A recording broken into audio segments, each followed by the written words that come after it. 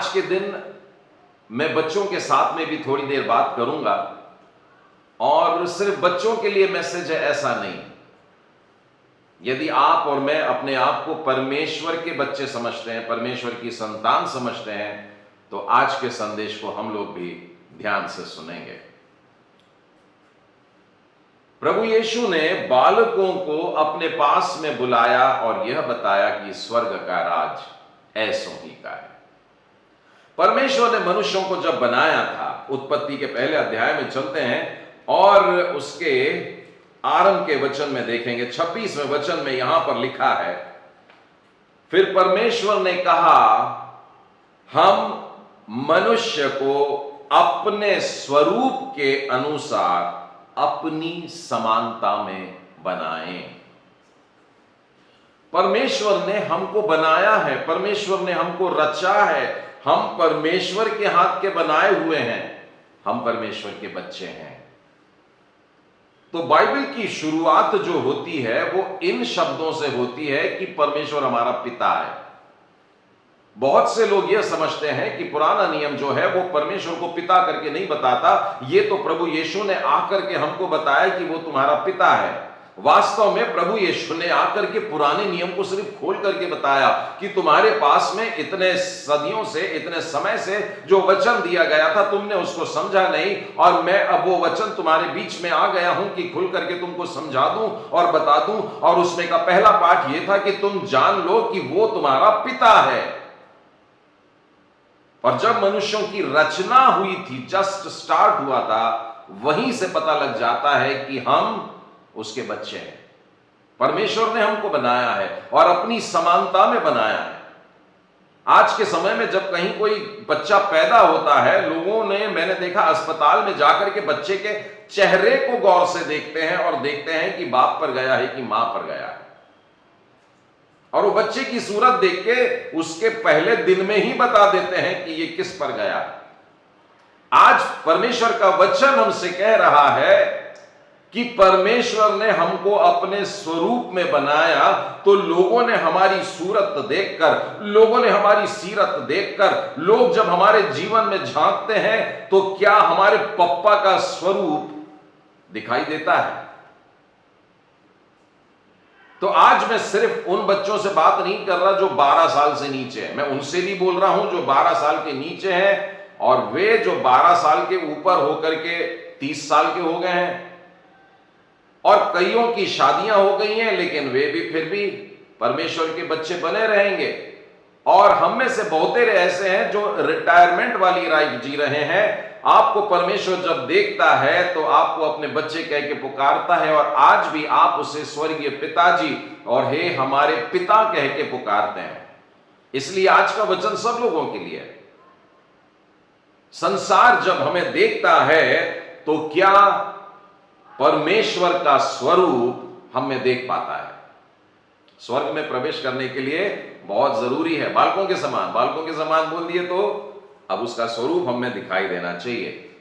उत्पत्ति का पहला अध्याय और उसके 28वें वचन में देखिए क्या लिखा है, परमेश्वर ने उनको आशीष दी। God created man and he blessed them. परमेश्वर ने मनुष्यों की, नर और नारी करके उनकी रचना की है और उन्हें आशीष दिया।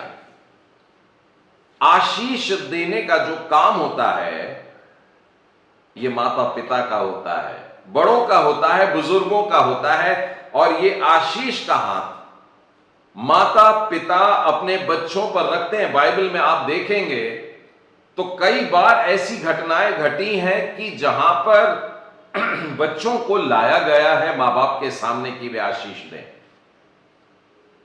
आप अब्राहम के समय देखिए, आप इसहाक के समय देखिए, आप याकूब के समय देखिए, और बहुत सारे पप्पा लोगों को देखो जो अपने बच्चों को आशीष दे रहे हैं। और किसी किसी के बच्चे 1 या 2 नहीं थे, 12-12 बच्चे थे। तो याकूब ने जब आशीष दिया तो अपने 12 बच्चों को दिया, और 12 बच्चों के पहले उसने यूसुफ के 2 बच्चों को बुलाकर के भी आशीष दिया। तो ये पप्पा लोगों की पहचान है कि वे आशीर्वाद देते हैं। इसहाक बहुत बूढ़ा हो चला था, और उसकी आंखें धुंधली हो गई थी, लेकिन उसको मालूम था मेरे एक जिम्मेदारी का काम होना बाकी है, उसके बाद ही मेरे प्राण छोड़ूंगा। तो वो अपने दोनों बेटों को बुला करके उनको आशीष देता है। मैंने और आपने अपने बच्चों के लिए जो आशीष की बातें रखी हैं, बहुत से लोग सांसारिक आशीषों की बात करते हैं। उनसे पूछें अगर आप लोगों ने अपने बच्चों के लिए आशीष का प्रबंध किया है, बोले हां ब्रदर, हमने अपने बच्चों के लिए प्रॉपर्टी बांट दी है। बाइबल पढ़ने की आवश्यकता है। परमेश्वर ने आज कोई प्रॉपर्टी नहीं बांटी है, इसहाक ने कोई प्रॉपर्टी नहीं बांटी है, इजराइल ने कोई प्रॉपर्टी नहीं बांटी है, लेकिन परमेश्वर की आशीष जो परमेश्वर से प्राप्त होती है, वो आशीष हम लोगों को अपने बच्चों पर उंडेलना है। और इसी के लिए बहुत जरूरी है कि उन आशीषों से मम्मा पापा भर जाएं, ताकि वो बच्चों को दी जाए। और बच्चों को इसलिए दी जाए ताकि वे भर जाएं, ताकि वे अपने नाती पोतों को देंगे, और इस तरीके से आशीष की नदी बहते बहते बहते बहते चली आएगी। तो पहले वचन में यानी कि 26वें वचन में हमने देखा कि परमेश्वर ने हमें बनाया है, हम उसके बच्चे हैं। तो संतान उत्पन्न करके फुल स्टॉप कर देना ऐसा माता पिता का काम नहीं होता है, लेकिन उसके बाद उन्हें आशीष भी देना है। और आशीष देने के लिए ध्यान रहे, हमें खुद आशीषित होना जरूरी है, जिसके अंदर ये नदी फूट पड़ती है। यूहन्ना के 4 अध्याय में आपको यह बात मिलेगी कि जब वो हमारे अंदर होती है तब वो उमड़ती है, तब हम दे पाते हैं। तो ये वाली बात हम में होना जरूरी है। पहले अध्याय के 28वें वचन में अगर आप थोड़ा सा आगे पढ़ेंगे तो यहां पर लिखा है, फूलो फलो पृथ्वी पर भर जाओ और उसको अपने वश में कर लो। समुद्र की मछलियां, आकाश के पक्षियां और पृथ्वी पर रेंगने वाले सब जंतुओं पर अधिकार रखो। तो माता पिता हमको सिर्फ पैदा नहीं किए हैं, सिर्फ आशीष नहीं दिए हैं, परंतु हमें उन्होंने अधिकार भी दिया है। जब बच्चे बहुत छोटे होते हैं ना, तो उनको गोद में लेके फिरना पड़ता है। जब बच्चे थोड़े से बड़े हो जाते हैं तो फिर उनको उंगली पकड़ते हैं और फिर लेकर के जाते हैं, बोलते हैं उंगली छोड़ना नहीं। और वो बाजारों में भी जाए उंगली टाइट पकड़ते हैं, बच्चा भी पकड़ लेता है और माँ बाप का भी बड़ा ध्यान रहता है। लेकिन एक समय ऐसा आता है बच्चों के जीवन में जब वे उंगली नहीं पकड़ना चाहते हैं, जब वो बड़े होने लगते हैं। और ये वो समय होता है जब अपने आशीषों से बढ़ करके एक और कदम आगे जाते हैं और बच्चों को अधिकार मिलता है। आपने देखा होगा बच्चे कोशिश करते हैं कि अपने पप्पा के जूते पहने, वे कोशिश करते हैं अपनी मम्मा की साड़ी पहने। ये क्या है वास्तव में? ये वास्तव में उनके बढ़ने की वो इच्छा है, वो पप्पा समान या मम्मा समान बनना चाहते हैं। पर एक दिन आता है जब माता पिता खुद उन्हें एक अधिकार देते हैं। तो परमेश्वर ने मनुष्यों को रचा, अपने स्वरूप में रचा, उसके बाद में उनको आशीष दिया और फूलने फलने की आशीष दिया, उसके बाद उसने उन्हें अधिकार भी दिया। तो माता पिता बच्चों को अधिकार भी देते हैं।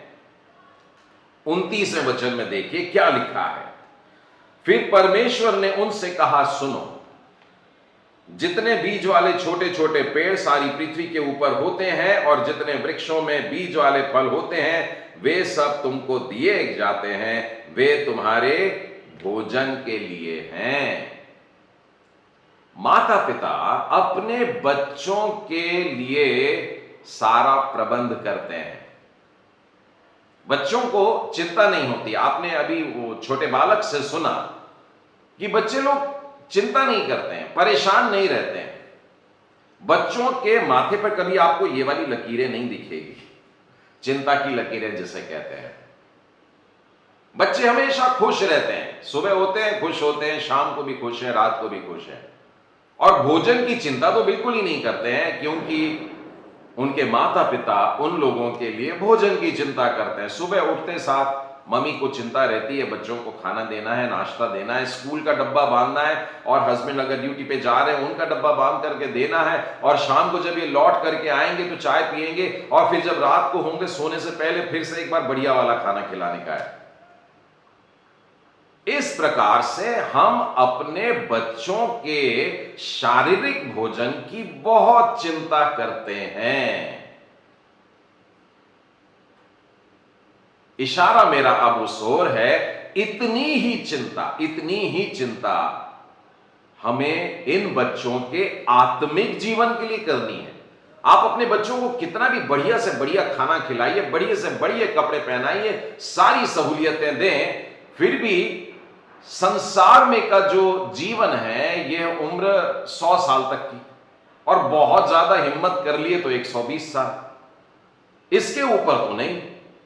लेकिन अनंत काल का जो जीवन है, उस आत्मिक जीवन का पालन पोषण करना भी माता पिता की जिम्मेदारी है।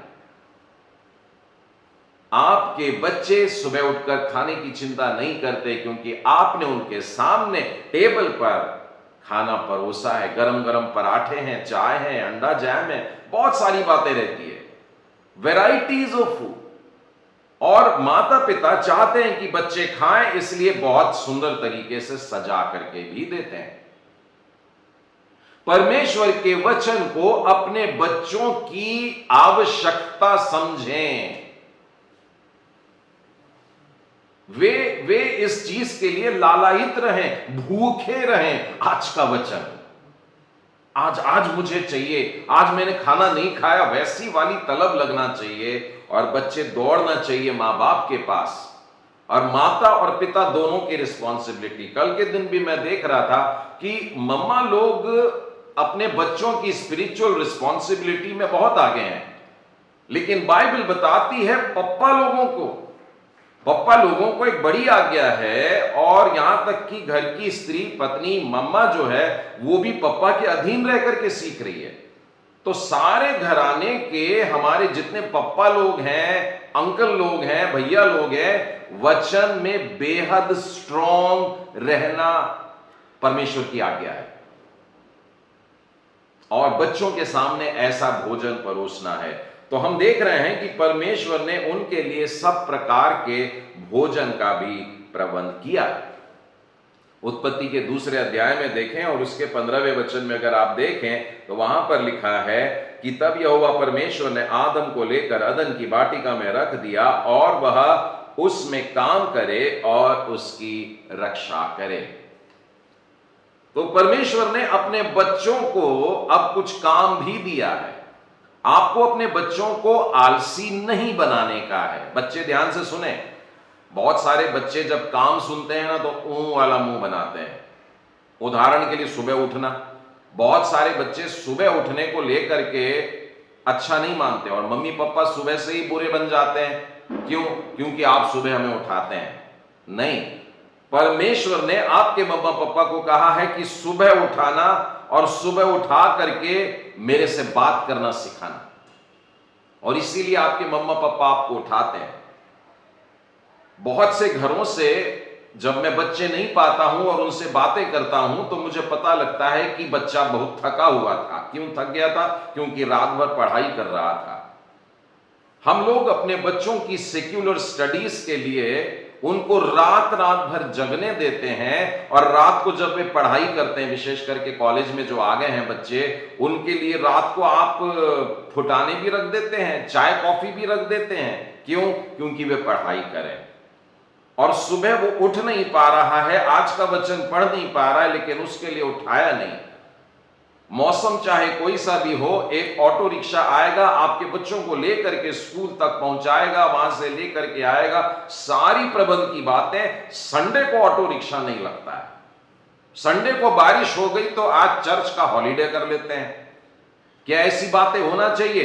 परमेश्वर ने काम सौंपा। मालूम है, परमेश्वर ने आदम और हव्वा को पूरी दुनिया के लिए काम सौंपा, और आज जो सारी दुनिया बोलती है ना कि एनवायरनमेंट का थोड़ा केयर करना चाहिए, क्योंकि एनवायरनमेंट हमारा केयर करती है। तो लोग आजकल पर्यावरण को संभालने के लिए लगे हैं, जबकि परमेश्वर का सौंपा हुआ पहला काम था कि पर्यावरण की रखवाली करना। परमेश्वर ने आदम को अदन की बारी में रखा कि वह उसका काम करे और उसकी रक्षा करे। टू मेंटेन, बनाए रखना।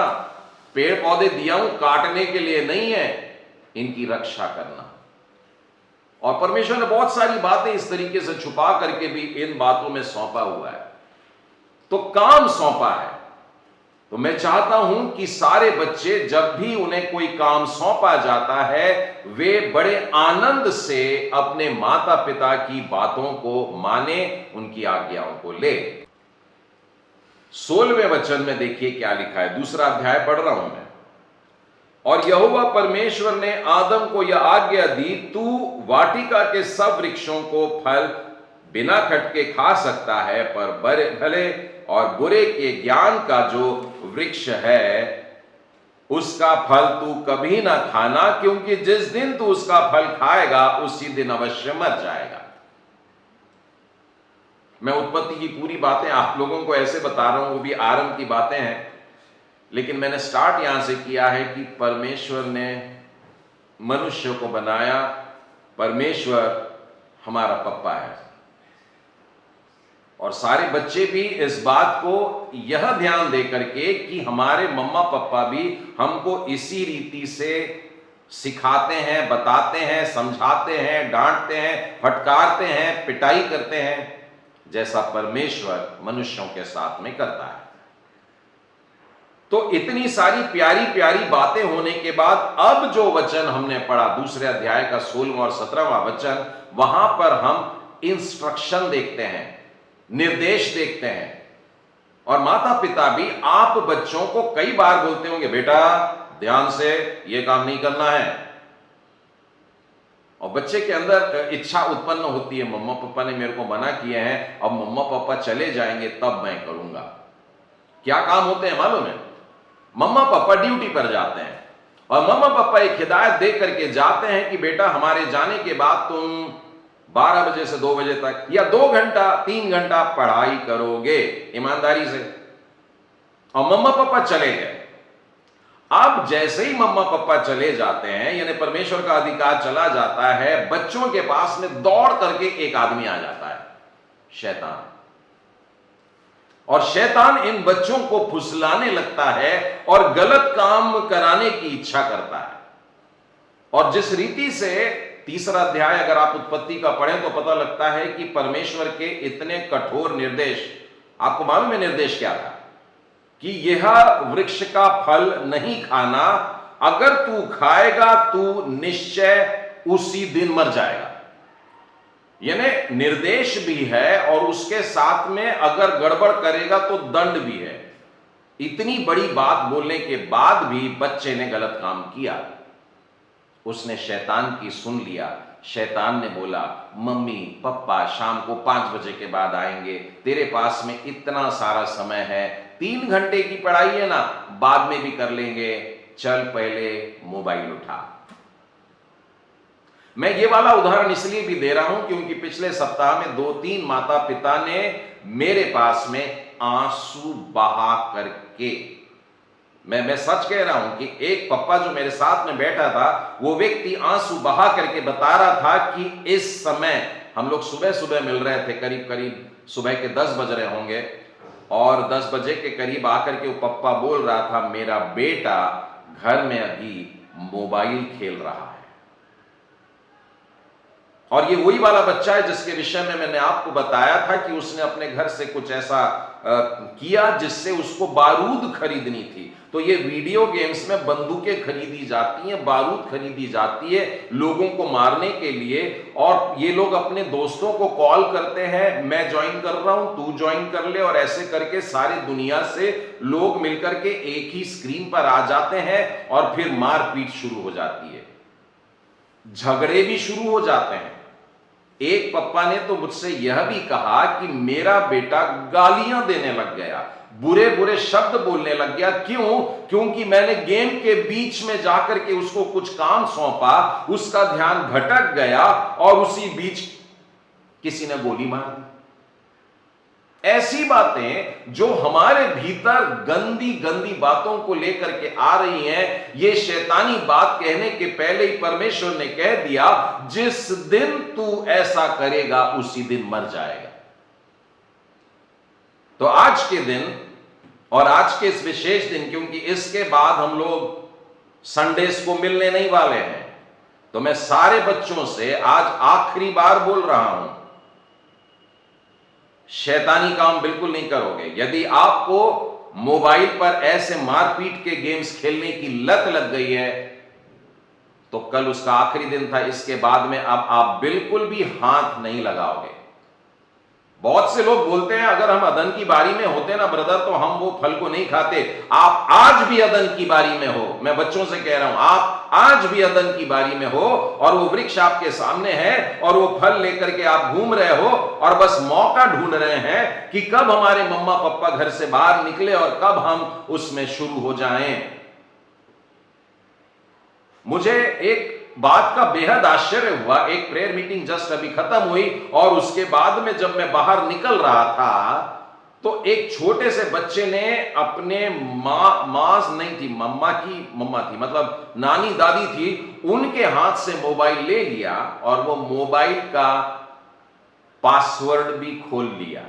उसके बाद में उस बच्चे ने, जिस बच्चे की उम्र अभी स्कूल जाने की भी नहीं हुई है, वो केजी क्लास भी नहीं जाता है, लेकिन मोबाइल में YouTube पर कैसे जाना और YouTube में जाकर के उसको जो चाहिए वो लगा देना। मुझको लगता है कुछ भी बटन दबा दे तो आ जाता है, क्योंकि YouTube खुलने के बाद 25 एडवर्टाइजमेंट आ जाते हैं, आप किसी पर भी दबाई तो एक वीडियो शुरू हो जाता है। लेकिन मैं एक बात बताना चाहता हूं, अगर आपके YouTube में 10 वीडियो के एडवर्टाइजमेंट नजर आते हैं तो उसमें से 2 शैतानी बातों के होंगे, ऐसी ऐसी तस्वीरों के होंगे जो आपका बच्चा देख करके पता नहीं उसके अंदर शैतान किस प्रकार की बातों को उत्पन्न करेगा, और फिर आपका बच्चा आपके चले जाने की रास्ता देखेगा और फिर यह करेगा कि वो YouTube पर ऐसी तस्वीरें देखने के लिए कोशिश करेगा जो शैतान उसे दिखाना चाहता है। जिस दिन तू ये करेगा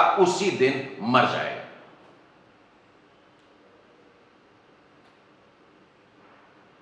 और बच्चे कहते हैं थोड़ी मरते हैं, हमने तो देखा है, हमने तो खेला है, हमने तो शूट भी किया, हमने तो बॉम्ब ब्लास्ट भी किया और सब प्रकार की गंदी गंदी फिल्में भी देख लिए, हम थोड़ी मरे। बिल्कुल सही कहे बच्चे, आदम और हव्वा को भी लगा वो नहीं मरे, परमेश्वर के प्यारे बच्चे थे। अभी अभी परमेश्वर ने अपने स्वरूप में उनको बनाया और उनको बोला तुमको ये सारी बातों पे अधिकार देता हूं, राजा बना दिया पृथ्वी पर। सब कुछ देने के बाद में परमेश्वर ने एक निर्देश दिया, सिर्फ एक। उस पृथ्वी पर और उस बगीचे में हजारों पेड़ थे, हजारों फल थे, अलग अलग स्वाद के थे, कोई मीठे थे, कोई खट्टे थे, कोई अलग अलग रसीले थे, कोई गूदे वाले थे, कोई चूसने वाले थे। रोज रोज एक को खाते तो 1000 दिन तो ऐसे ही निकल जाते, लेकिन इन्होंने उसकी ओर ध्यान लगाए जो मना किया गया था और उसको खा लिए, और खाने के बाद देखे कि अरे हम तो मरे नहीं हैं। तो क्या परमेश्वर झूठा हो गया? परमेश्वर ने तो कहा था कि जिस दिन तू खाएगा उसी दिन मर जाएगा। मेरे प्रिय बच्चों, अगर आप ऐसी गलती कर रहे हैं और आपको लगता है हम नहीं मरे, तो आप बहुत बड़े धोखे में हैं। अपने माता पिता को धोखा नहीं देना। आप अपने माता पिता को नहीं, आप परमेश्वर को धोखा देते हैं जब आप छिप छिप करके ऐसे गंदे काम करते हैं। इसके आगे बिल्कुल नहीं करोगे।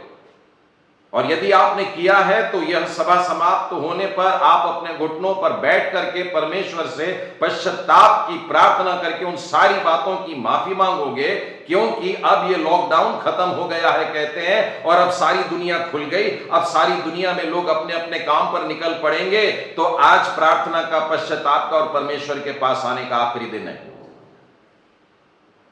अगर आज भी परमेश्वर का बच्चा उसके पास में नहीं आया तो बहुत मुसीबत की बात होगी। परमेश्वर का वचन कहता है माता पिता अपने बालकों को यीशु के पास में ला रहे थे।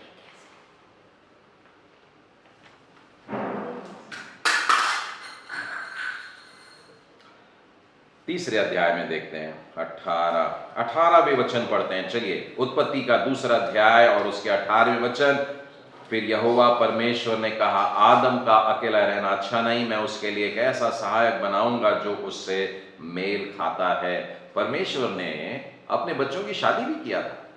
यानी माता पिता की रिस्पॉन्सिबिलिटी सिर्फ पैदा करने के बाद में, शुरू के 5 साल गोद में लेकर घूमने के बाद में और उसके बाद में उसको स्कूल में एडमिशन दिला देने के बाद में समाप्त नहीं होती है। हायर एजुकेशन के लिए आपने उसको भेज दिया और कभी कभी तो नगर छोड़ करके दूसरे शहर में जाना पड़ता है, देश छोड़ करके भी कई बार जाना पड़ता है, बहुत बढ़िया एजुकेशन दे दिया, लेकिन उसके बाद भी आपकी रिस्पॉन्सिबिलिटी खत्म नहीं हुई। पप्पा ने अपने बच्चों की शादियां भी करा दिया है, तो एक बहुत बड़ी ब्लेसिंग है।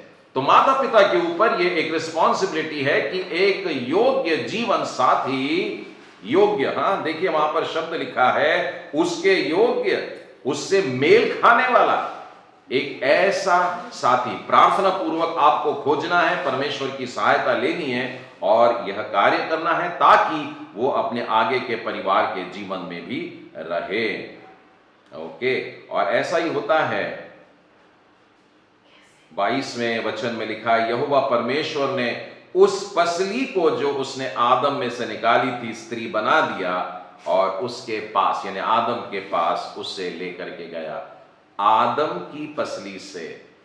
तो परमेश्वर ने इस संसार में एक नियम बनाया है और ह्यूमन रिप्रोडक्टिविटी की प्रोबेबिलिटी को लेकर के चले तो लगभग 1:1 का रेशियो रहता है, लेकिन बहुत से स्थानों में हम पाते हैं कि स्त्रियों की संख्या कम हो जाती है।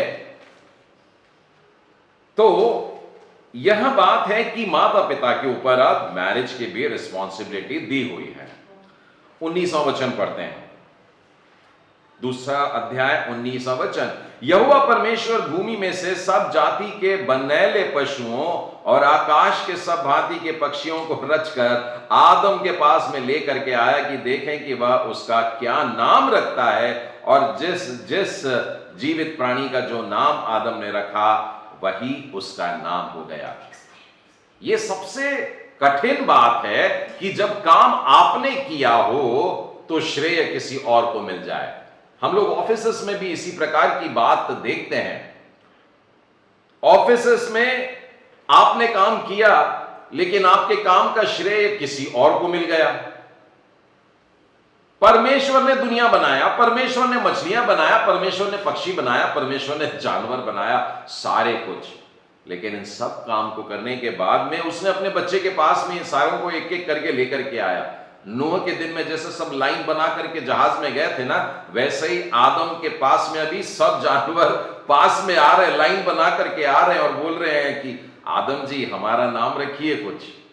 और बाइबल कहती है कि जो जो नाम आदम ने दे दिया तो वही वही नाम उस प्राणी का हो गया, वही उसके प्राणी का नाम बन गया। परमेश्वर ने वही नाम उसके लिए अलाउ किया। इससे यह पता लगता है कि माता पिता की अपने बच्चों के प्रति एक और रिस्पॉन्सिबिलिटी है, प्रोत्साहन की रिस्पॉन्सिबिलिटी, एनकरेजमेंट की रिस्पॉन्सिबिलिटी। मैंने कई घरों में देखा है, बच्चे ने कुछ तो भी काम किया है और वो बार बार आता है और आपके पप्पा पप्पा देखो ना मेरी तरफ, लेकिन आप अपने काम में लगे हैं, आप अपने न्यूज़पेपर में लगे हैं, आप अपने लैपटॉप में लगे हैं, आप अपने खाना पकाने के लिए लगे हुए हैं और आप बच्चों को छोड़ देते हैं और बच्चा बहुत देर तक माँ बाप को देखता है, मेरी तरफ एक बार देख लो मैंने क्या काम किया है। भले ही वो कागज का एक कुछ शेप बनाया होगा, छोटा सा कुछ एक तस्वीर बनाया होगा, एक पेंटिंग बनाया होगा, एक छोटा सा 2+2 4 वाला कोई गणित किया होगा, कोई छोटा सा काम किया होगा, क्या आप मुड़ करके अपने बच्चे के सिर पर हाथ रखेंगे और बोलेंगे बेटा वाह तूने कितना अच्छा किया? और जब हम ऐसा करते हैं तो परमेश्वर की बातें हम में आ रही है। देखिए परमेश्वर ने जिस प्रकार से आदम और हव्वा को एनकरेज किया और जो उसने किया था उसको स्थापित कर दिया, हमारे बच्चों को भी आज बिल्कुल इसी तरीके की आवश्यकता है। थोड़ा सा टर्न लेते हैं, तीसरे अध्याय के 9वें वचन को देखिए क्या लिखा है। परमेश्वर बात कर रहा है फिर से एक बार। तब यहोवा परमेश्वर ने पुकार कर आदम से पूछा, तू कहां है? रोज जब परमेश्वर आया करता था उससे मिलने के लिए, तो आदम हवा रोज दौड़ करके जाते थे। नर और नारी दौड़ करके परमेश्वर के पास में जाया करते थे। आज नहीं गए, आज दूर हैं। बहुत से परिवारों में बच्चे माता पिता से दूर हो रहे हैं। एक समय रहता है जब छुटपन में 5 साल की उम्र तक बच्चा गोद में घुस के बैठना चाहता है। जब बहुत ही छोटा है तो मां की गोद से छाती से लगा रहता है, लेकिन धीरे धीरे जब वो चलना जानता है तो फिर वो दूर भागने लगता है। फिर माँ बाप को उसके पीछे भागना पड़ता है और उसको गिरने पड़ने से बचाना पड़ता है। फिर उठाते हैं, फिर गोद में, फिर उसको झाड़ मतलब करके साफ सुथरा करके फिर से उसको प्यार करते हैं। लेकिन बच्चा और बड़ा हो जाता है और उसके दोस्त लोग बनते हैं, फिर वो और बड़ा हो जाता है, फिर वो कॉलेज में जाता है, फिर वो हीरो और हीरोइन के समान बन जाता है, फिर वो और बड़ा हो जाता है, वो माँ बाप से दूर चला जाता है, फिर वो और बड़ा हो जाता है, फिर वो दिखाई नहीं देता है। फिर पूछते हैं हमारे बच्चे को कहीं देखा, और माता पिता चिंता में पड़ जाते हैं। आज परमेश्वर पप्पा भी चिंता में है, मेरे बच्चे तू कहां है, तू कहां चला गया, तू दिखाई नहीं दे रहा, मैं परेशान हो रहा हूं। बहुत से बच्चे करीब 13-14 साल की, यानी स्कूल के ही बच्चे थे जो मेरे पास में आए और जिन्होंने पूछा हमारे मम्मी पापा को समझाइए ना, वे मुझको बर्थडे पार्टी में नहीं जाने दे रहे। तो मैंने कहा बर्थडे पार्टी में, ये तो अच्छी बात है, लेकिन बाद में पता चला कि वो बर्थडे पार्टी रात को 11 बजे स्टार्ट होगी। मैं सारे बच्चों को फिर से एक बार बता रहा हूं, बर्थडे पार्टी में जरूर जाओ, अपने मित्रों के पास में जरूर जाओ, उनको जाकर के विश करो और परमेश्वर के वचनों में से उनके लिए आशीष दो, उनको गिफ्ट्स दो, उनको न्यू टेस्टामेंट की बाइबल अगर उनके घर में नहीं है तो वो भी दो, और अगर वो न्यू टेस्टामेंट पढ़ के भर गए हैं तो उनको ओल्ड टेस्टामेंट के साथ वाली बड़ी बाइबल भी दो, जरूर दो। लेकिन रात के 11 बजे जो पार्टियां शुरू होगी वो अगले दिन तक आधी रात को क्रॉस करेगी। आप बाइबल को पढ़ेंगे तो आपको पता चलेगा कि ये आधी रात का समय किसका होता है। संसार में का सरदार इन दिनों में घूम फिर रहा है और वे रात के कामों को कर रहा है, अंधेरे के कामों को कर रहा है, गंदे कामों को कर रहा है, और अपने मम्मा पापा से ऐसी बात मांगो ही मत जो परमेश्वर के वचन का विरोध करती हैं। आप भी बाइबल पढ़ो, आपको खुद ही उत्तर मिल जाएगा और आप कभी नहीं बोलोगे। आप अपने दोस्त से कह दोगे कि रात के 11 बजे की पार्टी मैं नहीं आ सकता, मैं 6 बजे आ जाऊंगा और 7, साढ़े 7, बहुत देर हो गई तो 8 बजे तक, और उसके बाद मुझको अपने घर जाना है। प्रयत्न करें कि अंधेरा होने से पहले आप लोग अपने घर में पाए जाएं, नहीं तो परमेश्वर आदम को पुकार पुकार करके खोज रहा है। वो खो गया, वो खो नहीं गया, वो मर गया। लूका रचित सुसमाचार उसके 15वें अध्याय में आपको मालूम है कि एक पप्पा के 2 बेटे थे और उसमें से एक बेटा साथ में रहा, लेकिन छोटा बेटा नटखट था, मस्ती वाला था। दोस्तों की बातों में आकर के उसने अपने पप्पा का पैसा लिया, दूर देश में चला गया, गलत कामों में उड़ाया, सारा पैसा खत्म कर दिया और भिखारी सा बन गया। सुअरों को चराता था, सुअरों के खाने की जो फलियां होती थी उसकी चेष्टा करती थी कि मैं भी यही खा लूं क्योंकि खाने को नहीं है। और तब उसको अपने पप्पा का घर याद आया और वो कहता है कि मेरे पप्पा के घर में तो नौकर लोग भी बढ़िया खाना खाते हैं, मैं अब यहां नहीं रहूंगा, मैं अपने घर जाऊंगा और मैं अपने पप्पा से बोलूंगा कि प्लीज मुझको आप नौकर करके रख लीजिए, क्योंकि पप्पा के घर में मैंने बेटा होने को अस्वीकार कर दिया, अब मैं केवल इस योग्य हूं कि बस तेरा नौकर बन जाऊं, या सच पूछो तो तेरे घर में नौकर के भी लायक नहीं हूं मैं। और मालूम है जब आपको यह बेटा वापस आता है, बड़ा बेटा गुस्सा होता है कुछ कारण से, लेकिन पप्पा क्या बोलते हैं? वे 2 वाक्य बोलते हैं। एक बोलते हैं कि मेरा बेटा खो गया था, मिल गया है, और दूसरा वाक्य बोलता है मेरा बेटा मर गया था, वो जी गया है। अब आप समझे कि आदम कैसे मर गया था। आदम को लग रहा था फल खाने के बाद में वो मरा नहीं, बच्चों को लगता है मम्मा पापा ने हमको गलत काम दिए, हमने कर दिए, हम मरे नहीं, और तो और पकड़े भी नहीं गए। और पकड़े नहीं जाते हैं ना तो अगले दिन और एक गलत काम करते हैं। आज केवल 5 रुपए चुराए थे तो कल के दिन 10 रुपया चुराएंगे, फिर 20 रुपए चुराएंगे, 50 रुपए चुराएंगे, 100 रुपया, 1000 रुपया, ऐसे करते करते इतना पैसा घर से चुरा लिए, हिम्मत आ गई कि अब तो हम बाहर जाकर के भी चुरा सकते हैं और गलत काम कर सकते हैं। शैतान लगातार दबोचता जाता है, पता ही नहीं लगता कि अंधेरे में कैसे फंसते चले जा रहे हैं। बच्चों, मैं आपको फिर एक बार याद दिला रहा हूं, पहला वाला वचन, परमेश्वर ने मनुष्य को अपने स्वरूप में रचा है और परमेश्वर आत्मा है। हम लोग केवल शारीरिक नहीं है परंतु आत्मिक हैं। और जब हम परमेश्वर की आज्ञा के विरोध में कुछ भी ऐसा काम करते हैं तो हम आत्मिक तौर पर मर जाते हैं। हम लोग आत्मिक हैं, परमेश्वर के स्वरूप में हैं। परमेश्वर आपको आवाज देता होगा, आपका नाम लेकर के बुलाता है। बाइबल में लिखा है मैंने तेरा नाम लेकर के बुलाया है, और हम बड़े खुश हो जाते हैं, अरे वाह, परमेश्वर को मेरा नाम मालूम है, आपका नाम लेकर के वो बुला रहा है, तू कहां है? A very sad statement. मैंने तेरे तो नाम को अपने हथेली पे लिखा, तेरी तस्वीर को अपने हथेली पर गोद करके बनाया, ठोक करके बना दिया। मैंने अपने एक लौते को क्रूस पर दे दिया कि वो अपना बलिदान दे दे। तू कहां है? मैं तुझे खोज रहा हूं, तू कहां है? तू जवाब क्यों नहीं देता? तू आज भी अगर लौट करके आएगा तो मैं तुझे अपने गले से लगाऊंगा।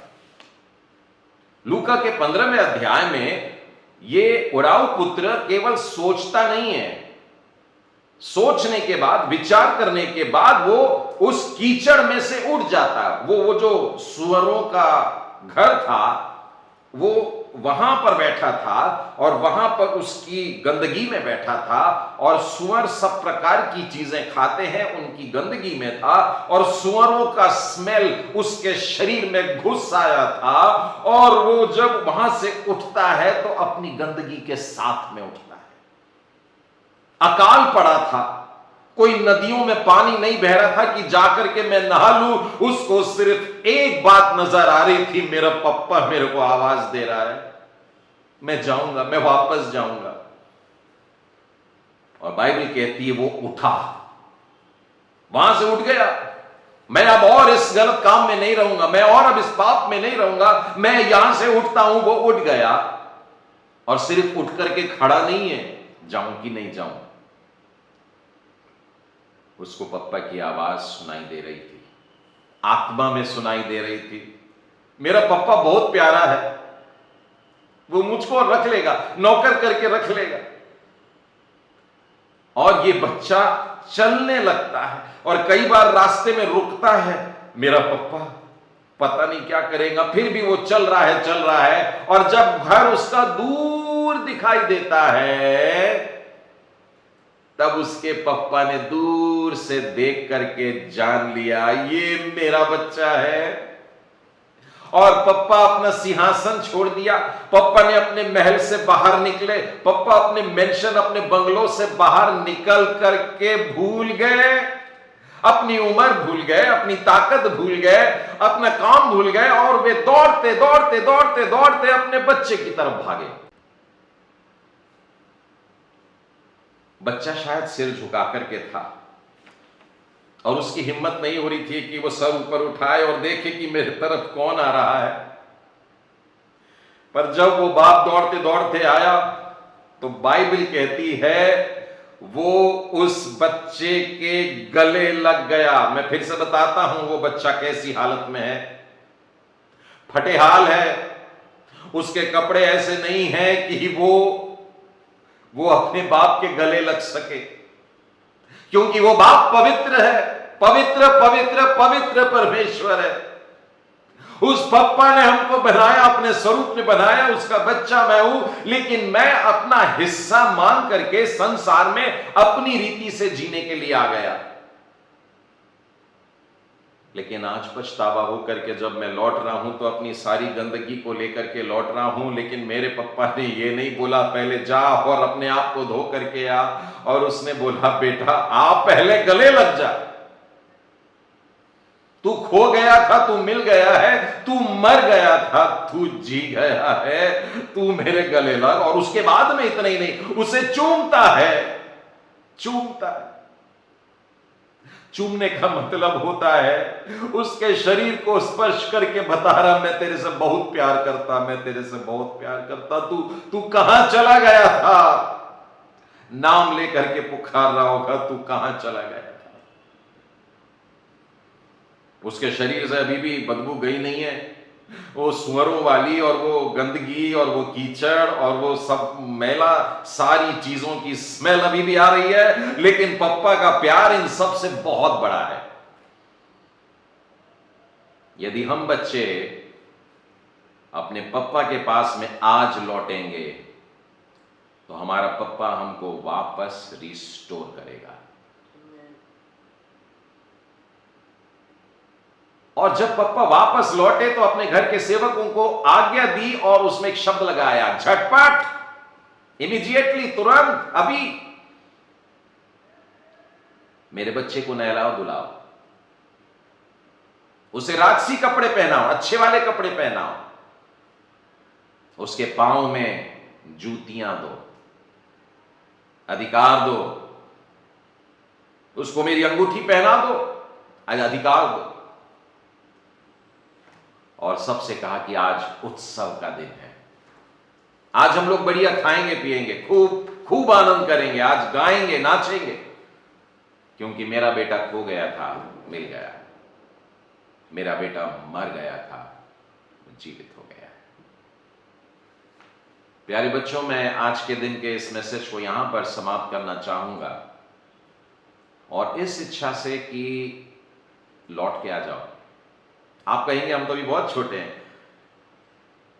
शैतान बहुत चालाक है, आपको छुटपन का दिलासा दिला करके बोलेगा तू बहुत छोटा है, तूने कोई पाप नहीं किया। पर आप अपने जीवन में झांको बेटा, आज झांको और ढूंढ करके निकालो कि कहां कहां पर गलतियां किए हैं, और आज के बाद दोबारा कभी भी कीचड़ में मत जाना। परमेश्वर का वचन बहुत स्पष्ट कहता है, एक बार जिसने उद्धार को चख लिया और उसके बाद में मसीह के लहू का सहभागी होकर फिर वो वापस उसी सुअर वाले कीचड़ में जाता है, तो उसके लिए फिर से परिवर्तन करना, मन बदलाव करना, यीशु के पास लाना बेहद कठिन बात होगी। आज के इस दिन में मैं फिर एक बार हैप्पी चिल्ड्रंस डे बोलना चाहता हूं, सारे बच्चों को बधाई देना चाहता हूं, और सारे बच्चों ने जिस तरीके से आज की आराधना में लीड किया है उसके लिए इन बच्चों के माता पिताओं के लिए भी मैं बहुत धन्यवाद देता हूं। और मेरी यही प्रार्थना है कि हम अपने सच्चे परमेश्वर पिता के बने रहें, कभी भी परमेश्वर को ये मौका न दें कि वो हमारा नाम लेकर के पुकारे, तू कहाँ है। हम परमेश्वर के समक्ष पाए जाएं। आइए हम लोग प्रार्थना करेंगे। हमारे जीवते सामर्थी प्रेमी परमेश्वर पिता, आज के सुंदर सुबह के लिए धन्यवाद, आज के इस खास दिन के लिए जबकि सारा देश चिल्ड्रंस डे की खुशियों को मनाता है। आज का ये खास खुशी का दिन जबकि हम अगले सप्ताह से अपने अपने गिरजाघरों में पाए जाएंगे। आज के संदेश और वचन के लिए धन्यवाद देते हैं प्यारे प्रभु जी, जो आपने मेरे मुंह से और मेरे से पहले ईवान के मुंह से बोल करके बताए हैं। और प्यारे परमेश्वर पिता, आप चाहते हैं कि हम बच्चों के मानंद परमेश्वर के राज्य को ग्रहण करें, परमेश्वर के वचन को ग्रहण करें शुद्ध मन से। प्यारे परमेश्वर पिता, हमें आप खुश रहना सिखाइए, हर परिस्थिति में आनंदित रहना सिखाइए। बच्चे जिस प्रकार से मेल मिलाप करके रहते हैं, रूठते हैं और अगले ही पल दोस्ती कर लेते हैं, बिल्कुल ऐसा ही मन हम बड़े लोगों को भी दीजिए प्रभु। हम भी चिल्ड्रंस डे मनाना चाहते हैं, हम बड़े लोग भी, क्योंकि हम आपके बच्चे हैं परमेश्वर। हे दयालु परमेश्वर पिता, हम मार्च महीने से लेकर के आज तक के दिन के सफर के लिए भी आपको बहुत धन्यवाद देते हैं। एक रविवार बिना चूके आपने हम सब की सहायता की कि हम एकत्रित होते और एकत्र हो करके एक दूसरे के साथ मिल करके स्तुति और आराधना करते, आपके वचन पर मनन करते, सहभागिता रखते। हे प्यारे परमेश्वर पिता, इन लॉकडाउन के दिनों में आपने हमारे सारे लॉक्स खोल दिए हैं, सारे बंधन तोड़ दिए हैं। हम मसीह के लहू के कारण आजाद हैं। हम धन्यवाद देते हैं। प्रेमी परमेश्वर पिता, मैं आज इस फेलोशिप के सारे बच्चों के लिए विशेष प्रार्थना करता हूं। मैं प्रार्थना करता हूं प्यारे प्रभु जी कि ये बच्चे अपने आगे के जीवन में वचन से और विश्वास से भर करके पवित्रता का जीवन बिताएं। प्रत्येक परिवार को आपके हाथों में सौंपते हैं प्रभु जी, और विनती करते हैं परमेश्वर पिता कि ये सारे परिवार आपके जय जयकार का कारण बने। हे प्रेमी परमेश्वर, हमने अपने आप को आपके वचनों से जो भरा है, इस सामर्थ में भी बढ़ते जाएं, लोगों के साथ में बांटें, और प्रभु यीशु आपके आगमन के लिए तैयार रहें।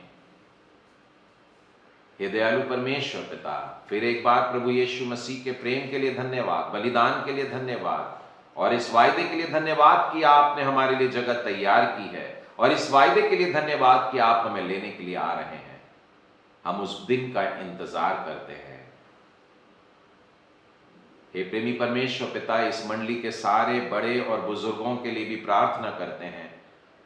हर एक के साथ हो प्रभु, आप उन्हें अपनी सामर्थ्य से परिपूर्ण करिए, अपनी ताकत प्रदान करिए। उनकी शक्ति, उनकी स्मरण शक्ति आपकी ओर से उनको प्राप्त हो। जवानों के लिए विनती करता हूं प्रभु जी, सब प्रकार के जवानी की अभिलाषाओं से, गलत कामों से, प्रलोभनों से बचा करके रखिए। हम प्रार्थना करते हैं परमेश्वर पिता उन सब लोगों के लिए जो अपने अपने घरों से दूर रह करके अपने परिवार के लिए कार्य करते हैं, सेवकाई के लिए प्रभु जी जो घर से निकल चुके हैं उनके लिए प्रार्थना करते हैं, जो मिलिट्री की ड्यूटी करते हुए प्रभु जी अलग अलग स्थानों पर पोस्टेड है प्रभु जी, हम उनके लिए प्रार्थना करते हैं। प्रशासन के जो लोग हैं प्रभु जी, हम उनके लिए प्रार्थना करते हैं। मेडिकल फील्ड के जो लोग हैं प्यारे परमेश्वर, हम उनके लिए भी प्रार्थना करते हैं। हम प्रार्थना करते हैं उन मरीजों के लिए जो इन दिनों में अभी भी बीमार पड़े हैं प्रभु जी, आप उनको अपने घर में लेकर के आइए। हे प्रेमी परमेश्वर पिता, जिस दिन आपकी इच्छा हो आप हमें लेने के लिए आएंगे प्यारे प्रभु जी, हम फिर एक बार आपके साथ बादलों पर मिल करके स्तुति और आराधना और ये संगति कर सकें। ऐसा होने सारी महिमा आपको देते हैं, सारा आदर और गौरव आपको देते हैं, और ये प्रार्थना हम अपने उद्धारकर्ता प्रभु यीशु मसीह के नाम में मांगते हैं, इसलिए सुनो ग्रहण कर। आमीन।